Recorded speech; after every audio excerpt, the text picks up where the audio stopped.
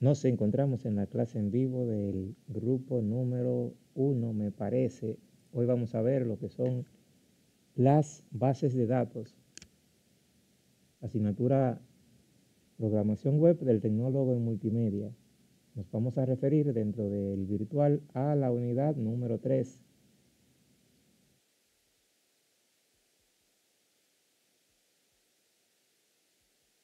La misma tiene como tema PHP y bases de datos.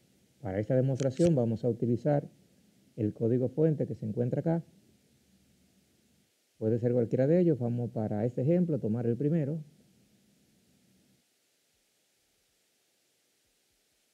Y ya lo acabamos de descargar. En esta demostración tenemos el kit de SAM, instalado.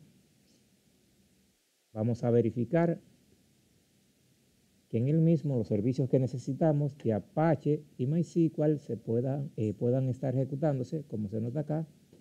Y ya podemos entonces, pues con un navegador nuestro, abrir la ruta localhost.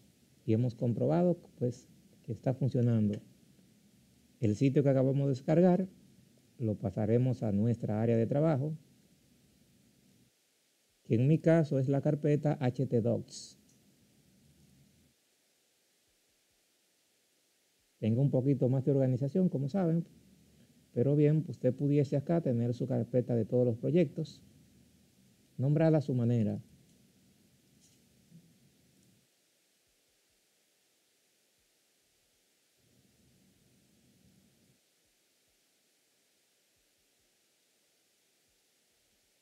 He movido entonces para acá lo que es el comprimido, el cual estaré descomprimiendo en el momento.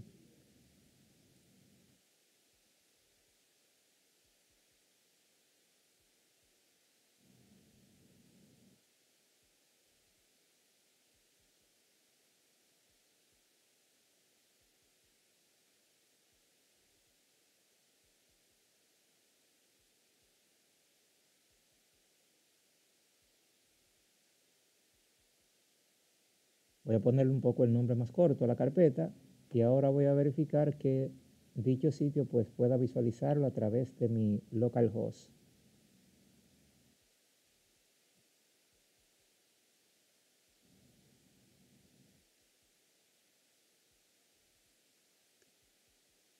En esencia aquí está, es el mismo sitio que hemos utilizado anteriormente. Lo ideal es que cuando yo estoy aprendiendo haga diferentes ejemplos. Estamos reutilizando este porque nos interesa recordar o comprobar además que los temas que hemos implementado ahora de desarrollo ágil y todo lo demás, pues aquí se pueden integrar perfectamente con esto.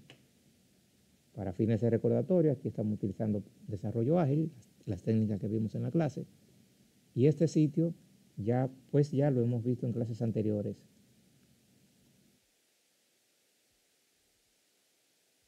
En la página de este sitio llamada cursos tenemos lo que es un formulario que usaremos en la demostración.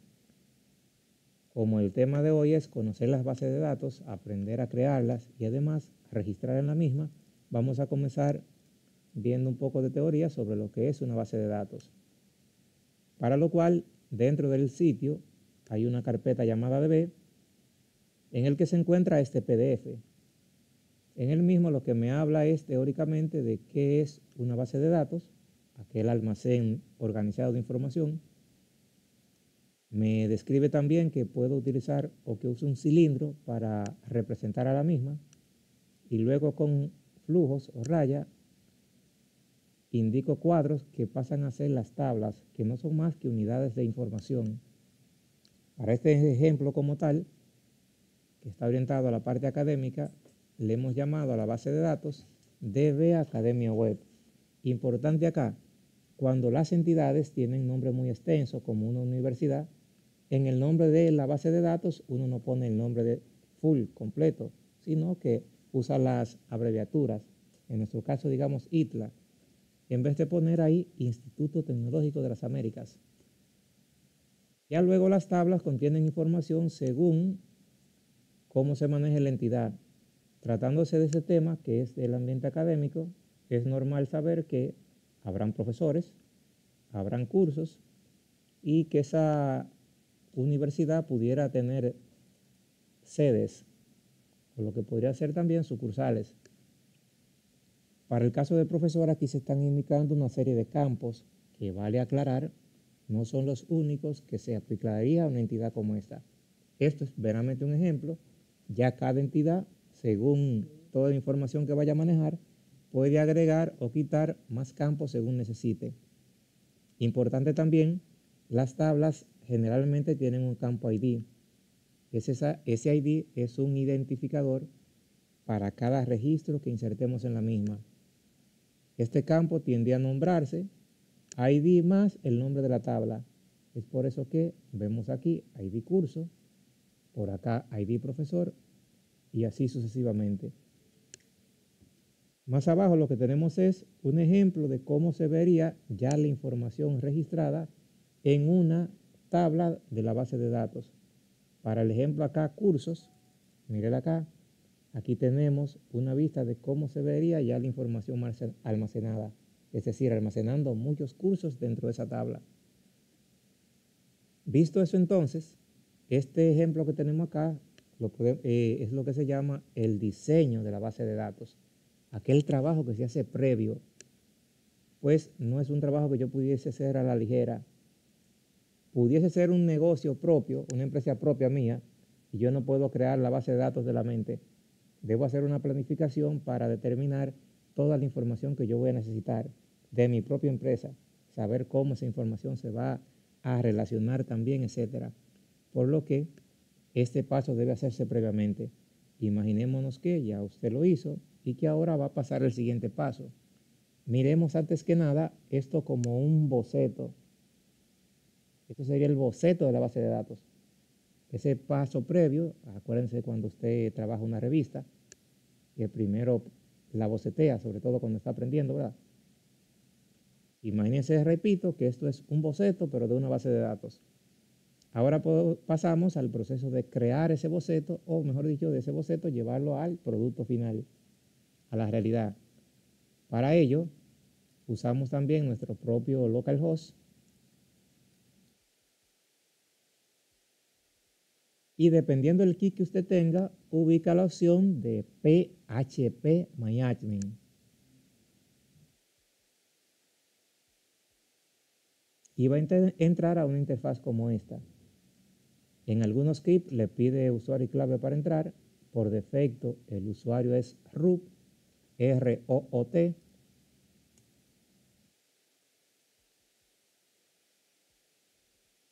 Sin clave.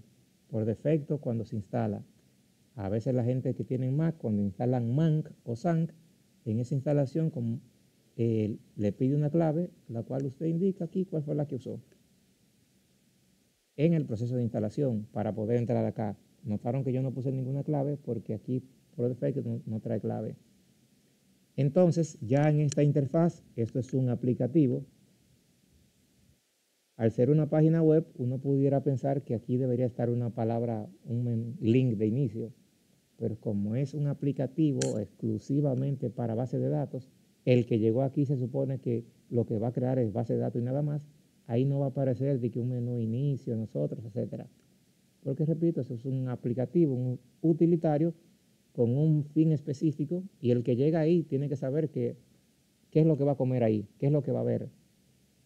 Entonces, en el panel de la izquierda se pueden ver las bases de datos que yo tenga. He creado ya algunas. Cuando usted lo instala solo trae como 3 por defecto. Entonces, si quisiera crear una nueva, aquí puedo ver la opción de nuevo en el mismo panel. Lo mismo que si me voy por el menú Database, igualmente estaría llegando al mismo sitio, a la opción para yo poder crear una base de datos. Nos vamos a seguir del boceto que imagínese que usted fabricó, que usted diseñó, previo a una planificación, y vamos a crear esta base de datos. Meramente el nombre le vamos a cambiar, le vamos a poner el nombre del grupo, pero imagínese que fue usted que ya la hizo planificadamente. Le vamos a poner DB, base de datos abreviada, no debo dejar espacio, web, y aquí le vamos a poner el grupo 1. De manera general, vamos a utilizar el cotejamiento, que es esta parte que está acá, en UTF-8 General CI. Lo que importa acá, comenzando, es el UTF-8. Luego esas tres nomenclaturas puede cambiar de SAN, WAN o MAN, según lo haya instalado, pero lo importante es que diga UTF-8 General CI. Esto es para que maneje el sistema de codificación occidental, como el de nosotros, que no es el chino, digamos. Entonces, ya indicada la base de datos y el cotejamiento, para que incluso todos tengamos el mismo, le damos a crear. La base de datos fue creada, me dijo, y ya tengo la opción de crear las tablas, que sería el siguiente elemento. Objetos como este. En el menú o en el formulario que trae el ejemplo, existe la tabla cursos, por lo que vamos a pasar a crear la tabla cursos. Luego me pide el número de columnas que va a tener esa tabla. Columnas o campos. Si me fijo, curso tiene 1, 2, 3, 5 campos o columnas. Así que le digo que el número de columnas o campos van a ser 5. Le doy a crear o a continuar y ya tengo 5 campos esperando nombre. Según me acuerdo, el primero es ID. Memorícenlo para que me lo vayan diciendo. Pero déjenlo un ching más, profe, ¿verdad?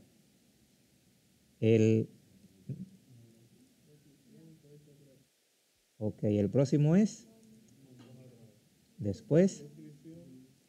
Sigan. Costo. Ya le dije todos los nombres de cada campo.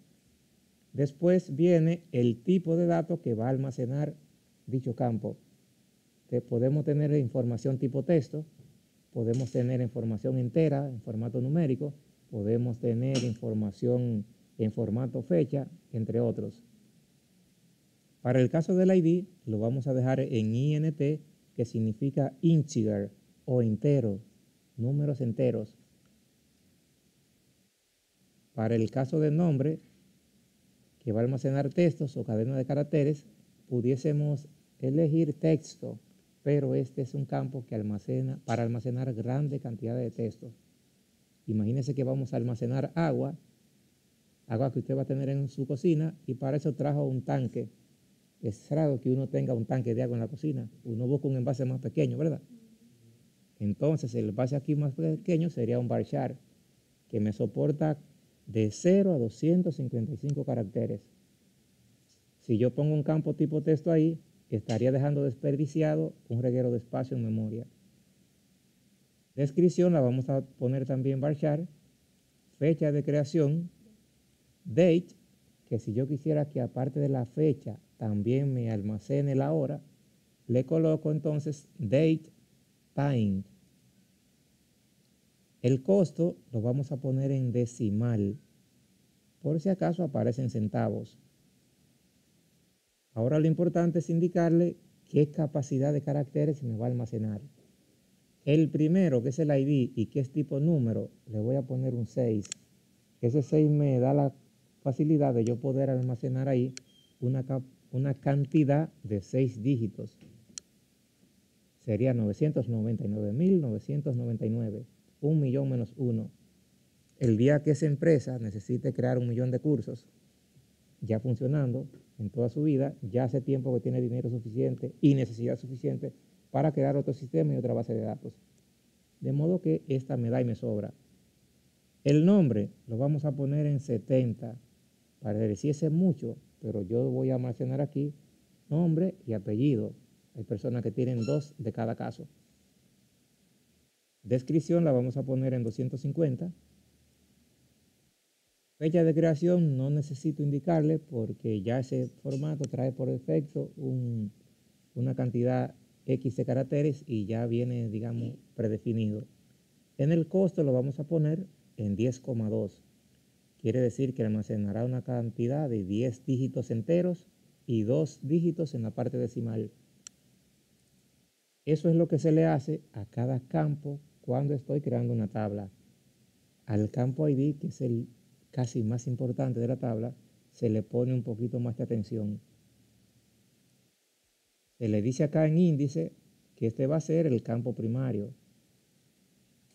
Aquí meramente lo que tenemos es una confirmación de eso. Y después marcamos la opción auto incrementar, ahí abreviado. Eso significa que cada vez que llegue un registro, el mismo sistema de la base de datos le va a dar un número secuencial. Ya sí puedo entonces crear mi tabla. Le doy al final guardar y ya tengo mi tabla. Puedo ver que me dice o me muestra inmediatamente su estructura, mostrándome todos los nombres de cada campo, el tipo de datos que almacena junto a la capacidad de caracteres que yo le determiné. Ya tengo entonces mi base de datos, puedo, mediante un formulario, capturar información y mandarla a registrar en la misma. ¿Qué es lo que vamos a hacer a continuación? Página cursos dijimos, ahí está el formulario. Abrimos su código fuente.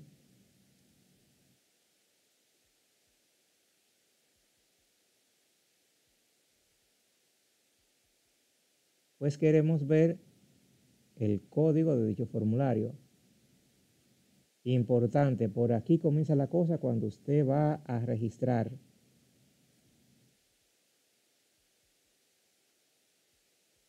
De aquí depende que el registro le funcione o no en esta metodología que estamos usando. ¿Por dónde comienza la cosa? Por el action y por el método. En el action yo le digo qué página me va a recibir toda esa información cuando yo le dé enviar. Y es la que me va, o en la que yo voy a programar para que eso se guarde en la base de datos. De modo que si yo no tengo eso claro, si no le pongo ese atributo, lo que vamos a ver ahora no le funcionaría, porque depende de aquí. Así que vamos a crear esta página. Para conservar todo nuestro maquetado y lo demás, vamos a hacer una copia de esta misma. Le dimos un guardar como, pegamos el nombre, registrar curso. Lo reemplacé porque en el ejemplo ya hubiera dado este mismo tema en otra clase y ya la tenía hecha. Lo reemplacé y la eliminé. Esta es ahora una nueva página en donde mi formulario ya yo no lo necesito, ya que el objetivo de esta página es crear la programación para procesar ese registro. Recordemos la sintaxis básica PHP, que es algo como esta. Y aquí vamos a preguntar que si esta página, mediante un if antes que nada, si esta página ha recibido información mediante el método POST. POST es el método que tiene ya el formulario, que le envía datos. Si es así,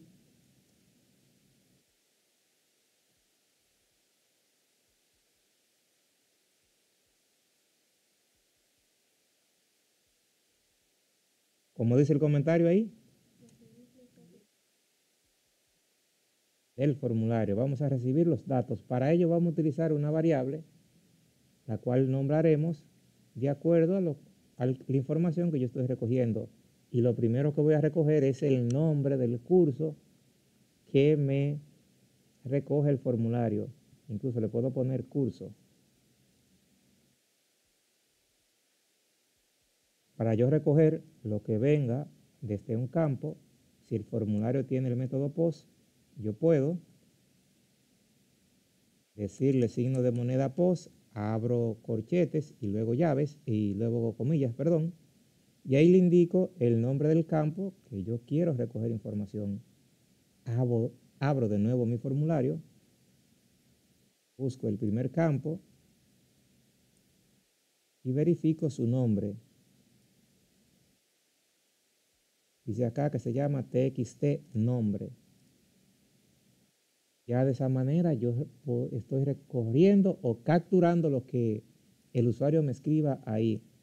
Para comprobarlo, le voy a poner un eco y entonces me lo mostraría en la pantalla. Actualizamos acá. La materia que a usted más le gusta.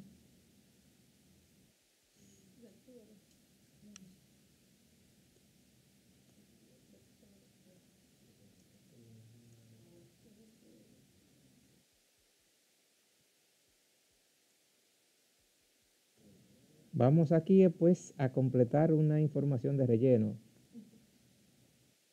Naturalmente eso es una demostración. Aunque solo vamos a capturar el primer campo, pero lo llené todo para seguir ahorita. Vamos a darle entonces enviar. He llegado a la página registrar curso. Si miro mi URL y aquí debajo veo que he capturado lo que envié desde el formulario. Mírenlo ahí. Ahora bien, esta página hasta aquí lleva una debilidad de usabilidad, facilidad de usar un sitio. Y es que cuando llegué acá, otra vez me cargó el banner. Eso puede perder al usuario. Entonces, es por ello que es recomendable que en la página secundaria los banners no los coloquemos.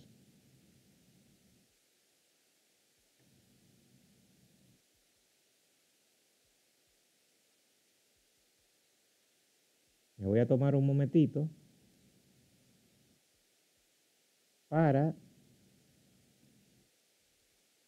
llevarme ese contenido.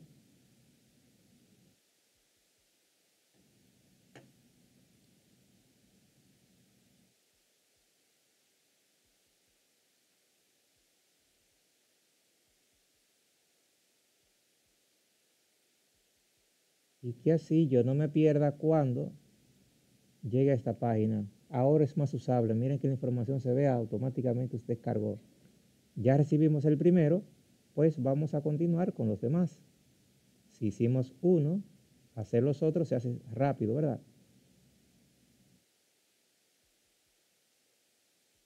Duplicamos esta línea. Descripción, lo voy a abreviar. Fecha, también lo voy a poner corto. Y costo. He creado las variables equivalentes a los campos del formulario. Voy a dicho formulario entonces y me encargo de copiar y pegar los nombres de los campos. Es más recomendable copiarlo y pegarlo porque nos evita errores.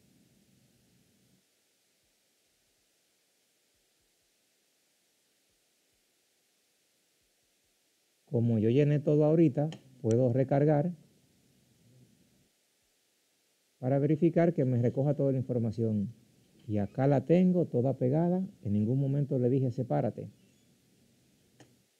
Estos ecos eran de prueba, meramente para yo comprobar que estaba recibiendo o que estoy capturando todos los datos. Ahí hemos hecho el paso número 1, que es recibir los datos. Vamos a hacer el paso número 2.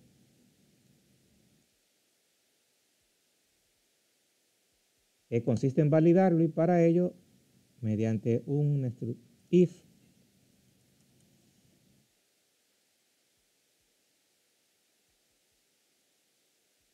¿qué significa esta palabra? Sí. ¿Cómo fue? Vacío. Entonces ahí estoy diciendo, si está vacío, pero ¿quién? Vamos a poner la variable no, curso en este caso. Y ahí hemos dicho, si el curso está vacío, quiere decir que el usuario no escribió nada en el campo en el nombre del curso. Si es así, con un eco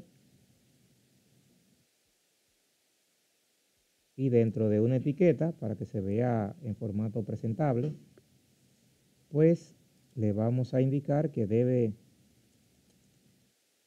escribir el curso o indicar el nombre del curso. Ahora dice esto acá que si está vacío, no puedo recargar porque estaría reenviando el formulario que ya se envió y no se envió vacío. Le voy a dar para atrás. A este debía ser lo mismo, pero amén, ya vimos cómo lo hicimos. Le voy a dar enviar vacío. debe escribir el curso. Si ya uno me funcionó, con ese hago los demás. Y es importante irlo probando uno por uno.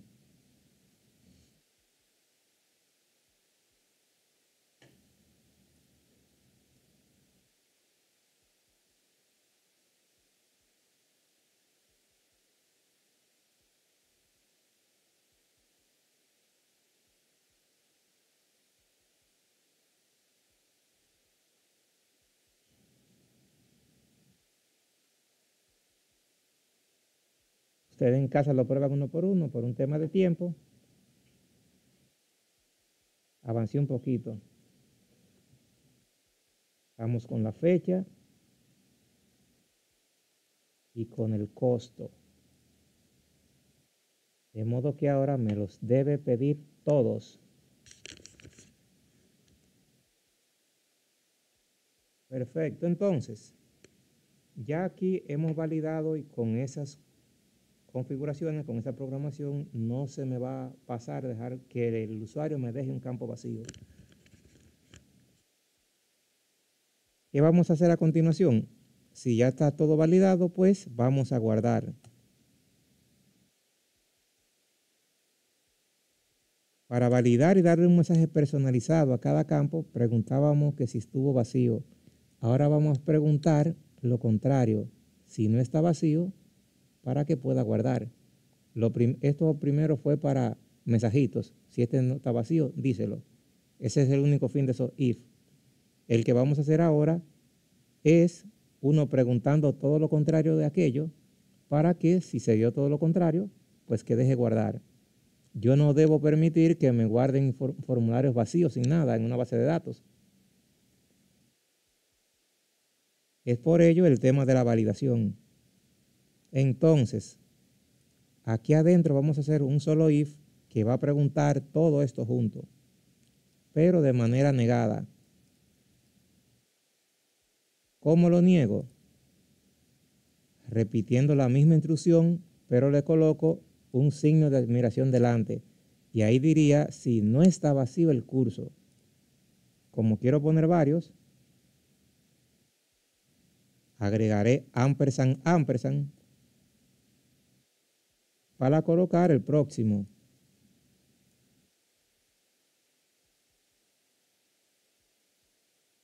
Entonces aquí habré dicho si no está vacío el nombre del curso y tampoco está vacío o vacía la descripción. Tengo dos más, así que copio uno, copio otro.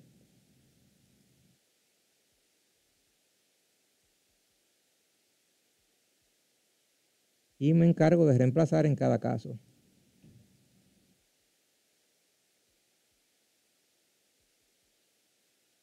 Ya he preguntado por todos los campos obligatorios.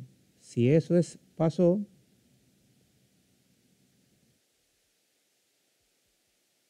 de prueba vamos a poner un mensajito aquí que me va a decir que puedo guardar.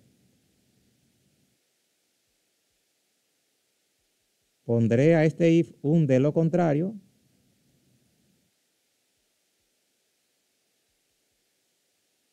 Para decirle que debe llenar la información que no esté completa. ¿Y cuál va a ser la información que no esté completa? Los if que están debajo se lo van a decir.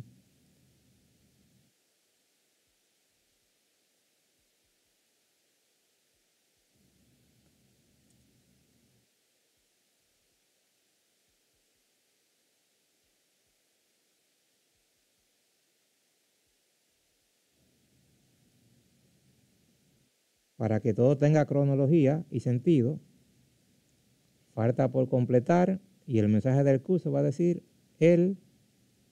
vamos a poner aquí nombre del curso.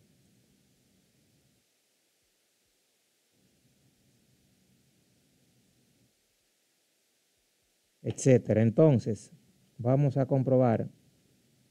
Estuvieron todo vacío, por lo que esto debe darse también ahora. Aparte de que debe indicar curso el mensaje individual para cada uno, debe agregarse la condición que indicamos ahora. Falta por completar el nombre del curso, la descripción, y tiene como más cronología, ¿verdad? Si le damos para atrás y lo llenamos todo,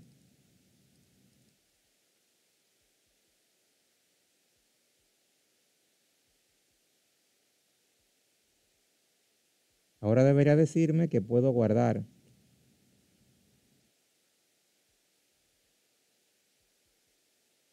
Y vamos a guardar entonces. Esto era de prueba, decíamos. Para yo guardar en una base de datos, lo primero que tengo que hacerme es conectarme.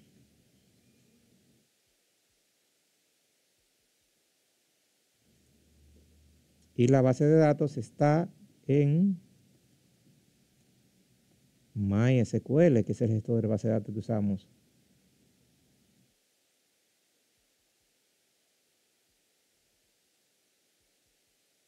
Para conectarme, yo utilizo la instrucción llamada MySQLib connect.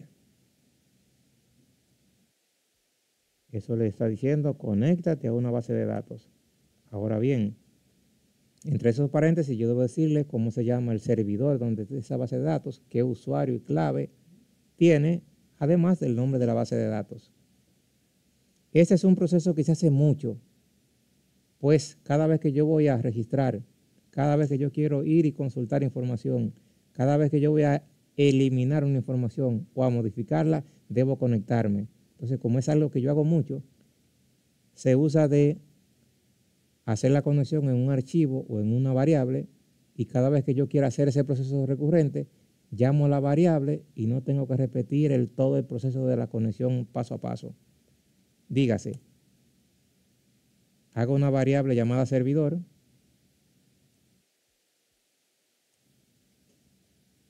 y ahí le indico que mi servidor de base de datos también se llama localhost. Necesitaré la clave, antes de la clave, perdón, el usuario de ese servidor, la clave, password y la DB o base de datos que estaremos utilizando. Ahorita decíamos que por defecto el usuario es root, sin clave, solo le dejo las comillas, y nuestra base de datos buscaremos el nombre.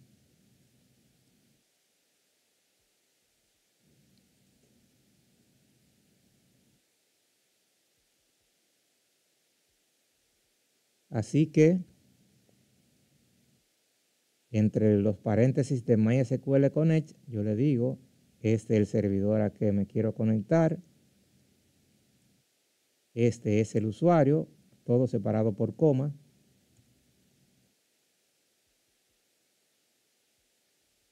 su clave y por último la base de datos que yo estaré usando. Entonces, ese proceso hay que decirlo cada vez que repito que yo me quiero conectar a una base de datos. Y es algo que hago mucho. Como lo hago muchas veces, es aconsejable por lo menos almacenarlo dentro de una variable o algún método. De modo que de ahora en adelante, si yo pongo const en cualquier parte por ahí, estaré haciendo todo esto. Y además a esta función se le agrega un apellido. Or date, que me sirve para decirle cuándo esto ha pasado. ¿Han visto ese error por ahí? ¿Han visto ese error por ahí? No, nunca en su vida. Los felicito. Error con la base de datos. En ninguna página nunca se ha encontrado con eso. Felicidades. Cuando usted se va a conectar a un servidor, si la conexión fue exitosa, amén, pero si no, debe decirle que falló la conexión al servidor de base de datos. Pues ya me conecté y entonces vamos a guardar, que es lo que queremos. Guardar también será otro mandato que lo voy a almacenar en una variable.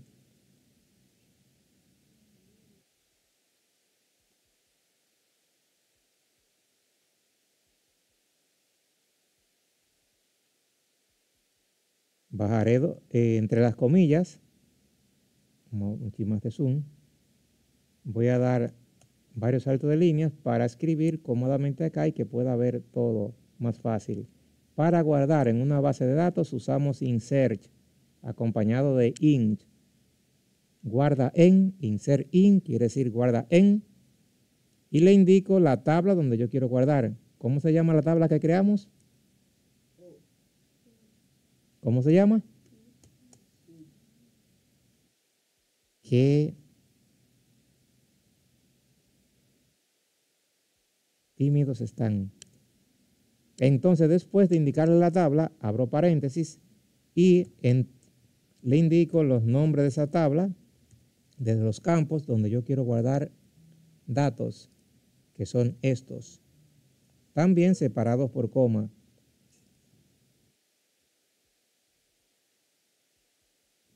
El último es muy fácil, lo escribí. Para facilitar la lectura, seguiré debajo y con values abro paréntesis y ahí también separado por coma y ahora dentro de comillas simple, pues en el mismo orden que indiqué los campos de la tabla, en ese mismo orden le indico las variables que le llevan la información para cada campo. El primero es el nombre del curso, abro coma y sigo abriendo comillas. Son 4, llevo 2, 3, 4. El segundo es descripción y aquí tengo un error. Como esto va en una variable, debe contener el signo de moneda.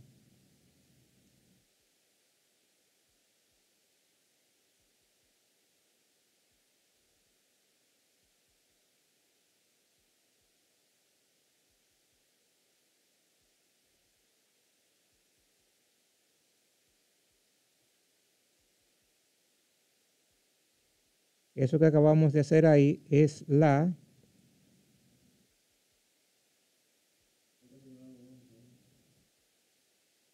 muy bien, estamos atentos.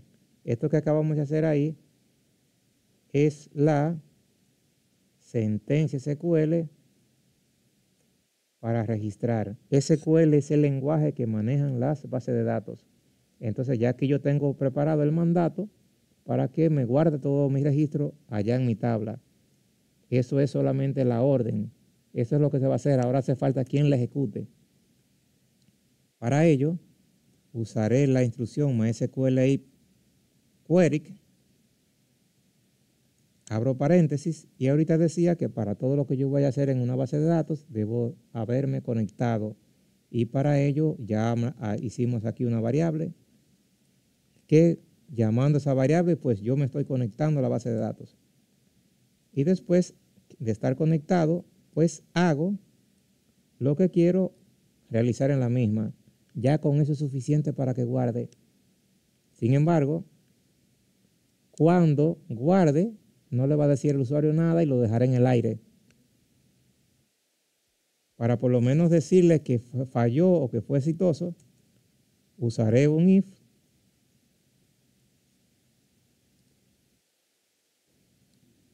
y condicionaré todo esto, en la cual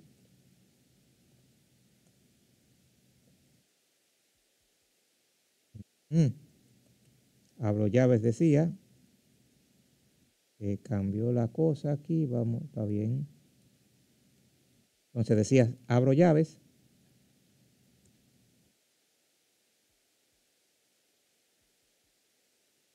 y si todo eso se ejecutó correctamente,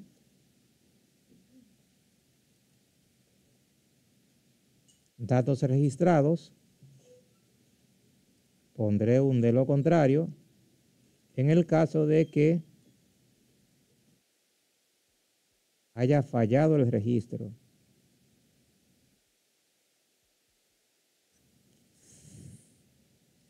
Para el caso de cuando sea exitoso, aparte del mensajito, le voy a poner un link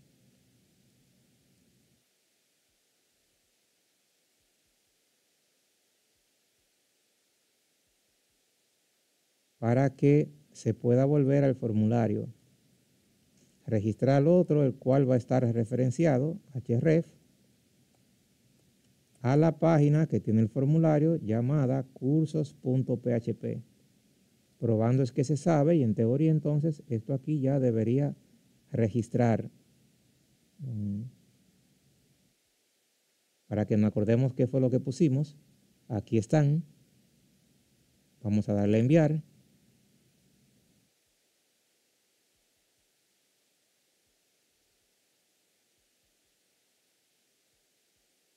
Seguro de haber guardado.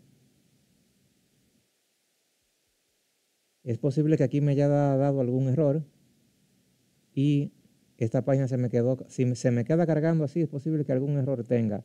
Le voy a dar clic derecho, ver código fuente de la página y me voy a ir a la última parte a ver si me está hablando de algún error. Y en efecto,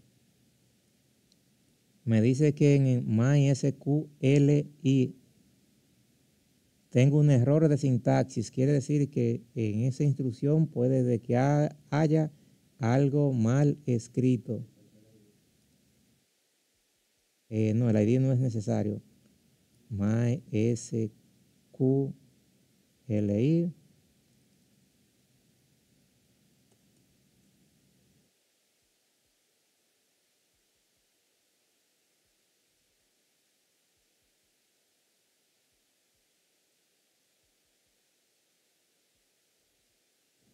También me habla de, aquí a mí me sobra una coma. Y también el costo, pero igual debió guardarlo aunque repitiera la información. Y aquí me falta, aquí hay un problema, eso va ahí normal, es aquí que va.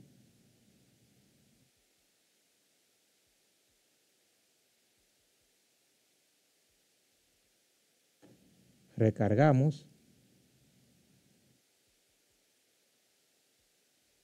Y aquí me dice datos registrados, registrar otro y me puede llevar a el formulario de nuevo. Debemos de comprobar de que en verdad eso se registró. Así que vamos a nuestra tabla de cursos y cuando entremos a ella debemos comprobar que ya la información esté. Nótese aquí. Para ver que no fue simple casualidad.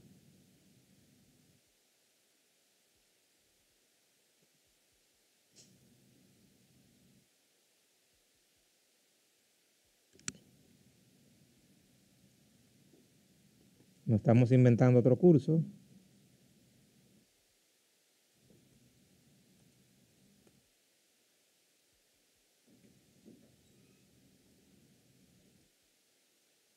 Para comprobar que el registro pues nos sigue funcionando.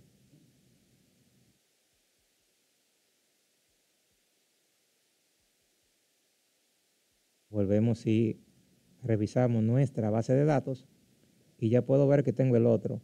El ID me lo fue poniendo secuencial porque está en automático.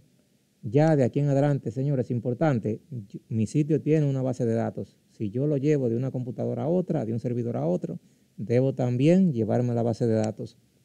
Y en los siguientes 40 segundos veremos cómo yo me la llevo. Estando en PHPMyAdmin, me voy al logo y desde ahí le doy a exportar para guardar una copia de seguridad de la base de datos, también llamado backup. Elijo el método de exportación personalizado y así me permite elegir la base de datos que yo quiero exportar de todas las que tenga en mi servidor. Voy entonces a la parte final, le doy a export y me va a descargar un archivo que tendrá extensión .sql. Ese archivo, lo ideal es que esté en nuestro sitio en la carpeta DB. Lo voy a renombrar al nombre que tiene nuestra base de datos.